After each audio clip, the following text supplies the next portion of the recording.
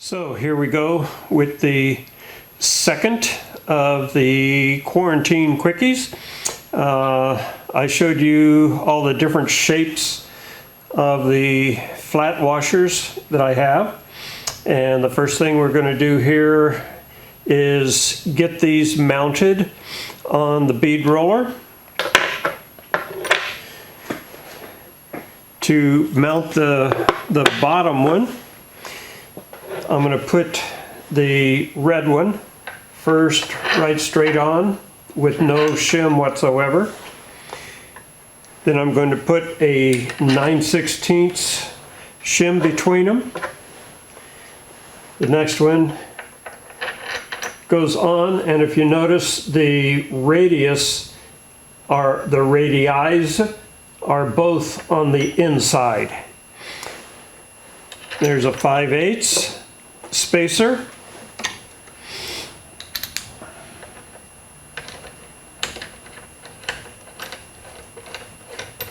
And that's tightened up. Next, I'm going to put a 3/16 spacer. The blue flat washer that has the radius on half of it. And then a 1/4 inch spacer. Then the next flat washer. Now when I turned these on the lathe, these were together, and this is one complete radius. Then the last spacer, just to get out past the nose of the shaft.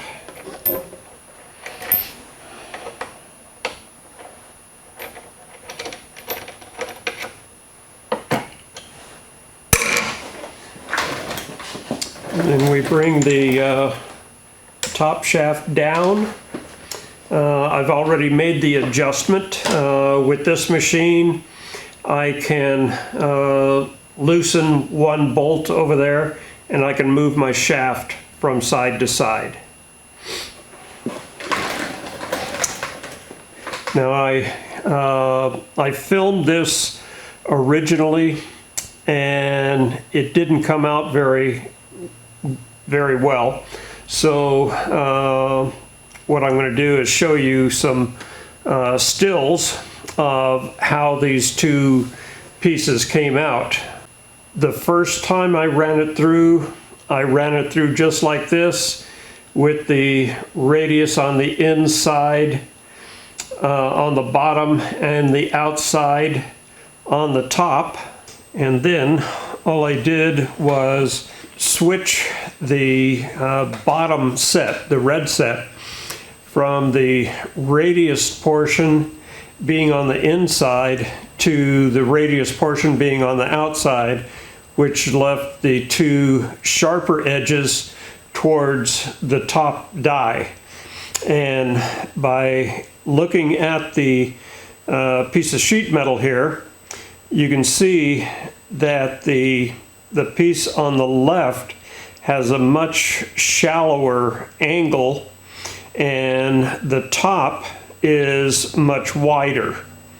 And by looking at the bead that was made on the right, the whole thing is much narrower, and the slope on each side of the bead is greater.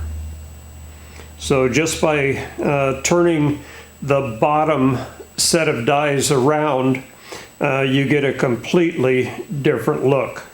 And next, as you can see, the only thing that I've done is take the spacer out from between this top two. I still have the sharp edges on the bottom one on the inside. I removed the spacer and centered the top die on the bottom die.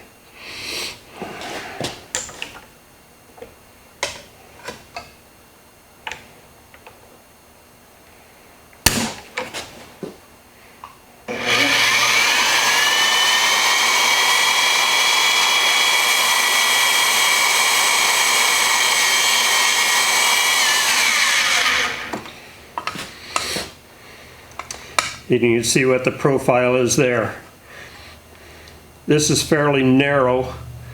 If you look at it now, I'm going to change the bottom one. I'm just going to reverse it, and we'll see what the profile of this bead looks like next.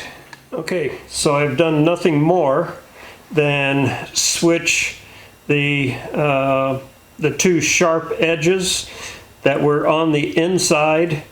They are now on the outside, and I have a radius both on the inside of here and on here.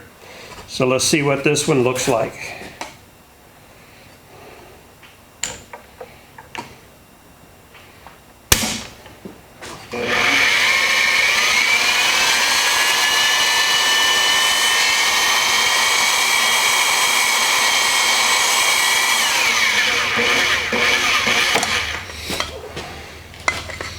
Okay, so you can see that this is a much slower, the slope in here is much slower. This one stands up pretty good.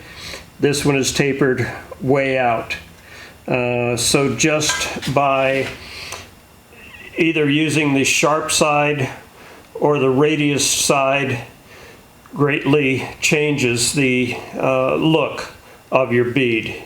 Okay, now you can see that I just have the two flat washers put back to back. So there's a one continuous radius here and also one continuous radius here. So I'm going to bring this down. I'm going to put a piece of 1/8 inch in between there, pull that die up against it, tighten my top shaft.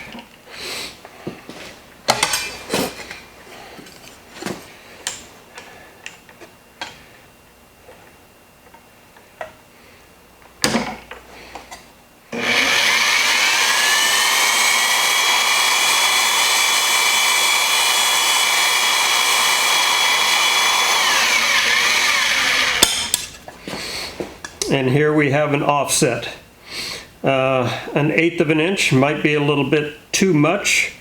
I think if I were to do these for one of my parts, I think I would lighten that up. Maybe just the material thickness, maybe a 1/16.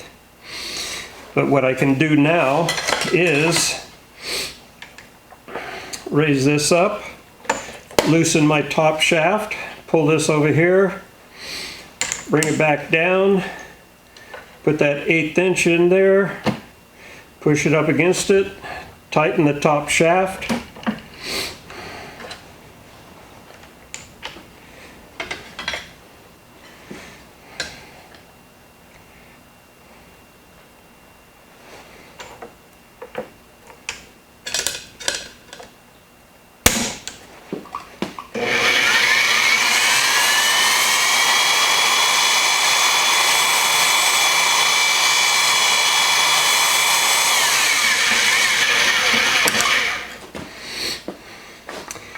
And with that, you can make like a door panel.